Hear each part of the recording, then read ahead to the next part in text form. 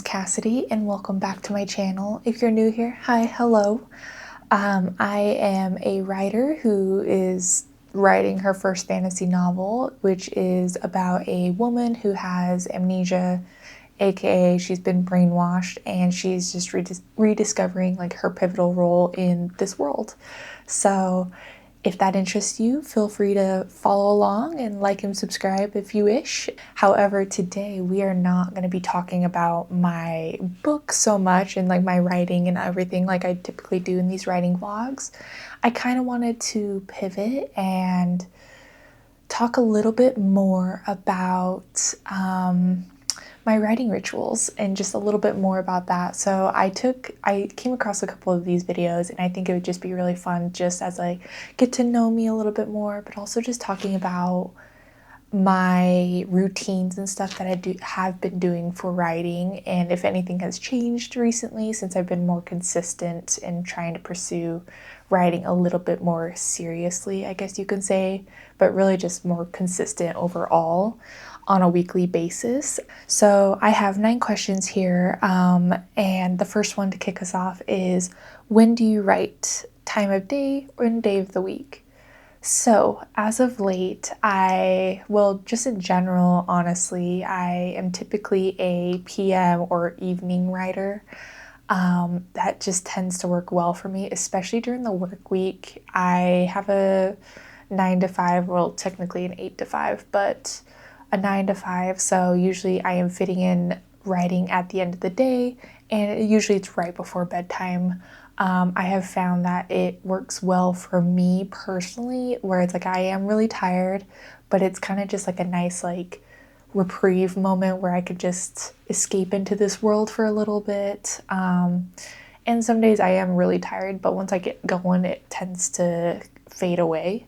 Especially when you are in the corporate world, like you have that mental fatigue and that brain fatigue. So taking a break between the 8 or after 5 o'clock to do other things also kind of helps just as a transition, and then taking a moment as almost a cool down, if you will, or like part of the nighttime routine is just writing for a little bit and playing with your characters in the world that you're creating. So that's been really fun for me. And then during the weekends, I honestly am just fitting it in wherever I feel. I don't have a very clear routine with that. Typically it's early afternoons as of late. I think I did one early Sunday too, like before I went to the gym and training and all of that. I would love to be a morning writer, like wake up early before the day even begins and just write.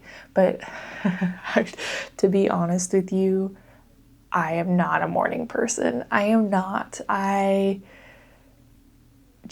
love my sleep, and I just don't typically function very well. And if I do get up super early, it's super chill. Like I'm usually just kind of hanging out and just chilling, but that's on like a really rare occasion, and that's usually just because I can't sleep. So maybe in those moments I might dabble in some writing, we'll see, but typically I am not a morning person, so I tend to kind of get my creative strides in the afternoon and evenings for the most part. Question number 2, how do you seclude yourself from the outside world? Now, I work from home, and so it's more of just a transition that I have to go through between my workspace and my creative space, because most of the time it's in the same area. So you'll see me write out on like in my living room, or if I do write here, it's usually like later in the day, because as you can see, like my office doubles as my creative space, and which is typically not a big deal, but usually it's more of just time in between to help me transition from the work mindset to more of the creative mindset. With just being my husband and I, we don't have any kids, so it's not like super noisy or anything. I typically can lock in wherever in the apartment. I do have to have my headphones though, that kind of helps me keep from getting distracted. But I've written in the living room when he's like watching TV. Sometimes if I'm really like feeling very high distractibility, I will put up my hood and then like headphones either over my hood or like put headphones in, and that kind of helps me tunnel vision into the project a little bit more because I can't see, like essentially put on blinders. So that kind of helps me seclude from the world, if you will. Now, I haven't really dabbled too much in writing in the outside space, like a coffee shop or anything like that, but I feel like it would kind of be a similar mindset where, finding a corner or finding an area that's comfortable. That's a huge thing. Like, I have to be comfortable to get into writing, because if I'm not comfortable, I'm going to be like fidgeting more often than not, and it really pulls me out of the immersion that I'm trying to create. So for those of you that write in the coffee shop, like, do you have like any specific tips and tricks? Like, do you face away from the entryways, or do you find like a corner booth or anything like that? Or does it really matter? That will be something I will be dabbling here in a couple months when I will be traveling for like a week and a half. And I want to write in different spaces. So I'll have to get creative and we'll see like what works and what doesn't. But as of right now, that's kind of what I'm doing. Question number 3, how do you review what you wrote the previous day? I typically will read the previous, okay, so for example, like if I'm in the middle of a chapter, if it's like just a few paragraphs into the new chapter, I will just read from the beginning of the chapter to where I need to be. And just kind of like be completely hands off, because the urge to edit is really strong and to like fix words or like maybe add a comma or whatever. But I really try to just be completely hands off, because I'm not there to edit and revise things. I'm there to get back into the world and back into the mindset of these characters. So that way I can continue the scene, hopefully in a very like flawless and smooth manner. We'll see when the second draft comes around how well that's worked. But I typically do have to like put my hands in my pockets and just like sit there with the music running, and I'll just read the chapter. If it's a longer chapter, I will typically read like just a couple paragraphs before where I stopped, just to kind of get the idea of what's going on. If it's been a while in between my writing sessions, I typically will just reread that whole chapter and just from start to where I ended. That kind of helps. But also, what I've found to work well for me is if I'm stopping in the middle of the chapter, I will typically tab down a few times, and I will put in italicized like just general points that I'm looking to hit in the next run or my next session. That's kind of helped me keep that in mind as I reread and be like, okay, that's right, I gotta do this and this and this next. I found that to be helpful, especially when it's like a very complex scene where there's a lot of moving parts. Sometimes I'm like, what if I forget? Like, what if I forget? So I like to take notes as if I'm gonna have no memory as well in the next day. So I typically will just jot down quickly just some general points and need to be specific, or if there's like a phrase that I want to use that I'm like, oh, that's so good, I'm gonna throw that in. I'll put that in the italicized portion as well if I haven't got to that point. Question 4, what song is your go-to when you're feeling uninspired? This one's a good question. I feel like it's been changing a little bit. It's usually typically from my Project Nameless playlist, because I like the general vibes of a lot of those songs. Like, yeah, maybe the lyrics don't necessarily make sense, or maybe there's like a sign or a sentence in that song that I'm like, yeah, that totally correlates with the book and the story. Sometimes it's just like the atmosphere, like the music that is playing, that I'm like, ooh, that's what I need. As of late, my go-to first song that I'll click on is Save Me by Backyard Ghost. That song has just been very vibey to me lately. It's been like giving that ambiance that I've really been liking, and I feel like it kind of matches the current situation that I'm in the story. So that's been my go-to like first song I typically click on in the playlist while I'm like getting my mind ready. It's bound to change, but yeah, that's kind of my current one at this time. I do in general need to probably go back through my playlist, because I know I've added a few songs where I'm like, this doesn't work for this. I don't know why I put this in the playlist. It doesn't even make sense. Question 5. What do you always do? Example, listen to music, read, watch YouTube, etc. when you find yourself struggling with writer's block. I don't feel like I've hit much of a writer's block at this point in time. I'm still pretty early in the story. I would say it's more of motivation, or just like my creative juices are pretty drained. And what I've been doing, like for example, the last like week or so, I've really been kind of struggling in my creative mindset where I've only been putting like a couple hundred words down, and I'm like, yeah, that's it. I'm not like, the words are not like flowing as easily. So typically I will transition to, I'll do a few things. So I will go through Pinterest and like just look at like my general mood board for the story.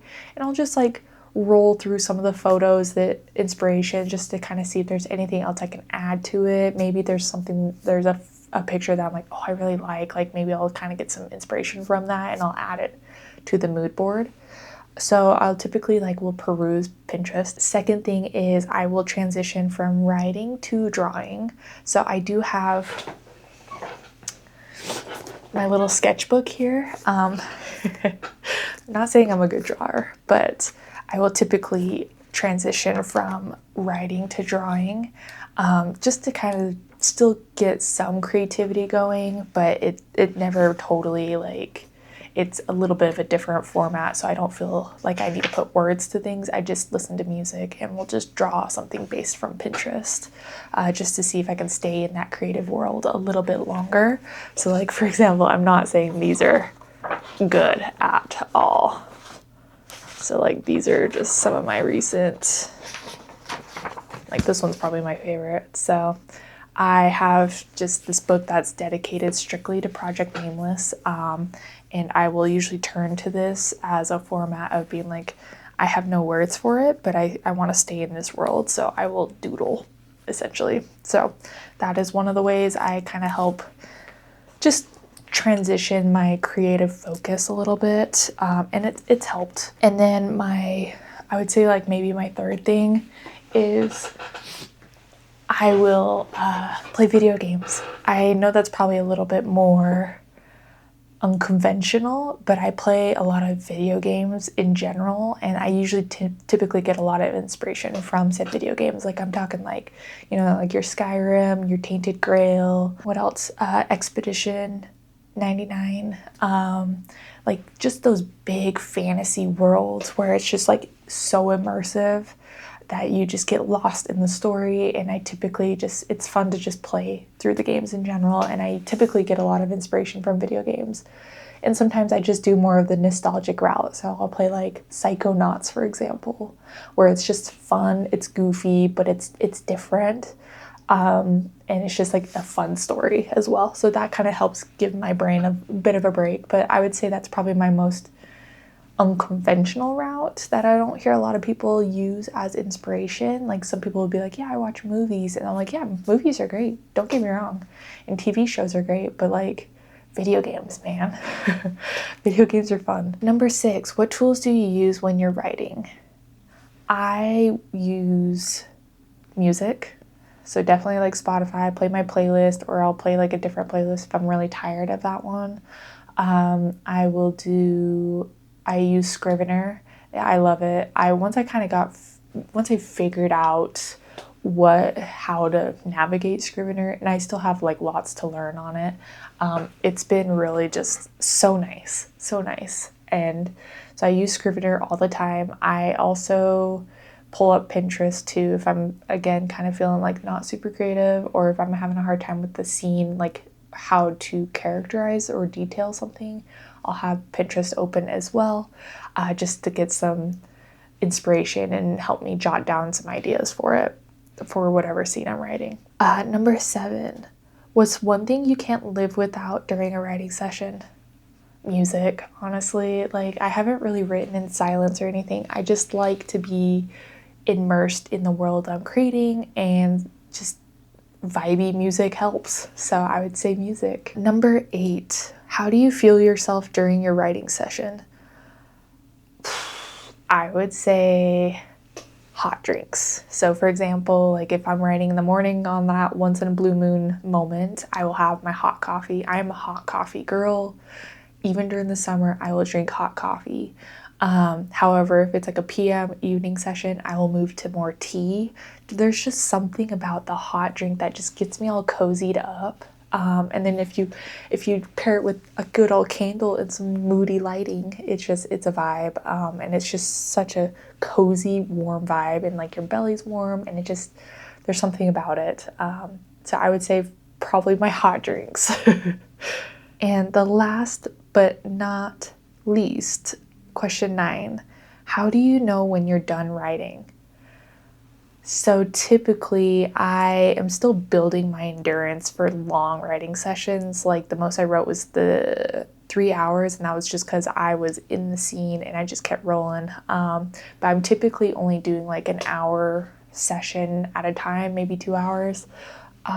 And usually once I hit that, like if I'm still feeling good, I'll keep going, but like minimum of an hour. But once I start having a really hard time formulating sentences essentially, or like finding the most basic words, and my pace slows down tremendously, I typically take that as a sign that, hey, I should probably take a break. Like maybe I need a snack, maybe I just need to go touch grass for a little bit or something. Like that's usually a sign for me to be like, hey, just take a moment, find a good spot to stop, and take a break and maybe come back tomorrow. So that's usually my sign that it's a time to stop when I have a hard time finding words or like I'm like just like, how does this sentence work or whatever. So some stuff, dumb stuff like that. So that is all the questions for my writing rituals. So hopefully there's something there that inspires you. But please let me know down below like things that you use for your writing rituals or that you feel like you can't live without. Maybe they're unconventional, like my video game inspiration. I know there's more people like me out there regarding video games, immersive, massive fantasy games that are just so fun and so unique. Or just a nostalgic game that you go to kind of take a break from the real world. Again, if you are interested in what I have going on regarding Project Nameless and just in general, and you like hanging out with me, please don't forget to like and subscribe, and I will hope to see y'all in the next one. I love you, see you, bye.